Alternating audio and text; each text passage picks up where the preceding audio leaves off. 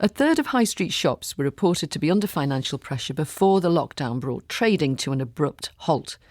It's not surprising then that some won't survive. Two big names, Oasis and Warehouse, are expected to fall into administration soon, putting more than 2,000 jobs at risk.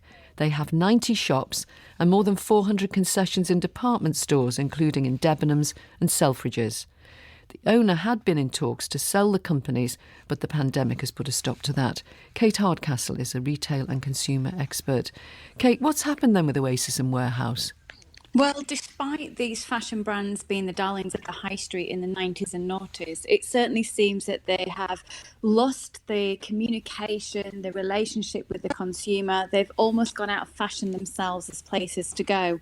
And whilst they have been, since 2015, trying to make some comeback, compared to the highly competitive marketplace where we've seen the likes of Zara and indeed even the discounters like Primark take so much of the fashion market away from them, they've struggled to actually find new audiences and relevant voice in these times.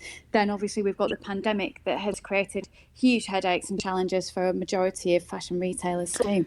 Do you think they'll just go then with the loss of all those jobs? There's talk of them being able to furlough those 2,000 people, but that will have to end at some stage.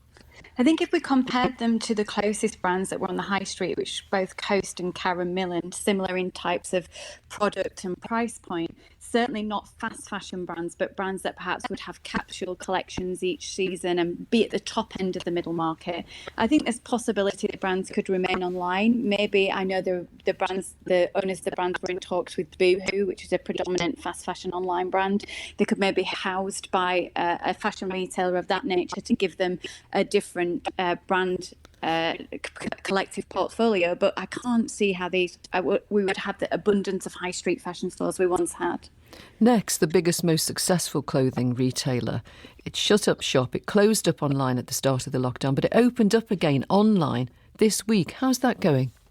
Well, Next have got to restart the beast, and actually it can sometimes be more difficult to restart than it is to stop in the first place. Although online trading has been permitted for non-essential items, Next took the decision that they would stop all operations, and they're trying to restart their online channel.